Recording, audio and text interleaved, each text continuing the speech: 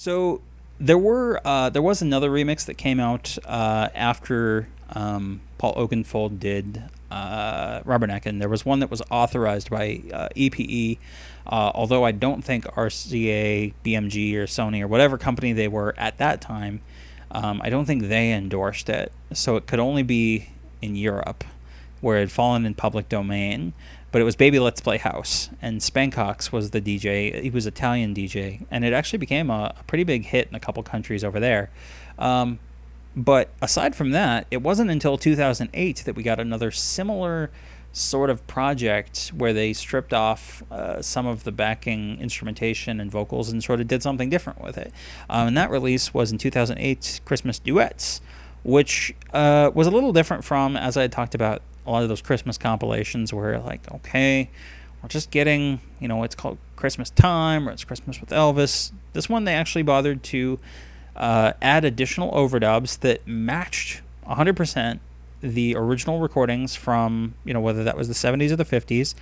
And then they added in, they were able to, because they had perfectly identical recordings, they could then, drop out the original recording and not miss anything and bring in a new vocalist. And so they did, with country musicians, all female. You had Martina McBride, Carrie Underwood, Leanne Rimes, Winona Judd, Sarah Evans, Amy Grant, Gretchen Wilson, Karen Fairchild and Kimberly Schlapman of Little Big Town, Anne Murray, Olivia Newton-John, and I think in Canada, Renee Martel did a duet on one of the songs as well. And then you have 3 additional tracks where they just completely just redid the backing tracks altogether. First Noel, If I Get Home on Christmas Day, and Winter Wonderland.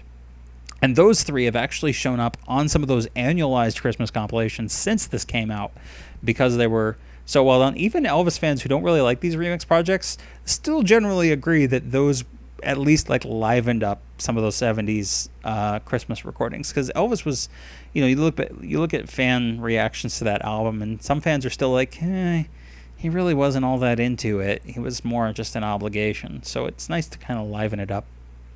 But as far as the duets are concerned, it depends on how much you like female country musicians. I personally grew up on a lot of these artists. People like Martina McBride, people like Winona Judd, so I like it. If you're someone like, our TCB cast co-host Gurdeep, who doesn't really like country music artists, you're probably not going to feel as strongly about it. But I remember there being a big marketing push at the time, and there was even a music video that was done with Martina McBride. It's kind of interesting, this design, where they actually cropped out the shape of Elvis's face, and just some scenes from Graceland in the winter.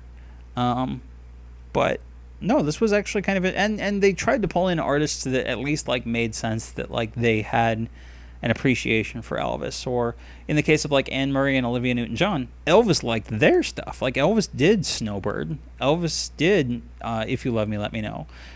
He really liked their stuff. Winona, she had been covering Elvis stuff since way back when she was doing stuff with her mom. She did For the Heart.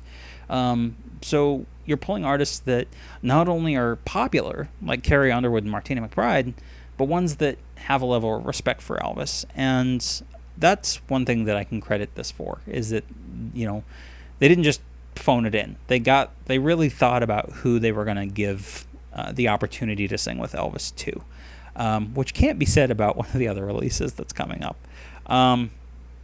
But it's not a bad release. If you're in the holiday spirit, and you've grown tired of listening to the same Elvis album year after year after year, listen to that same Elvis album, but with some additional female country music vocalists. Christmas Duets.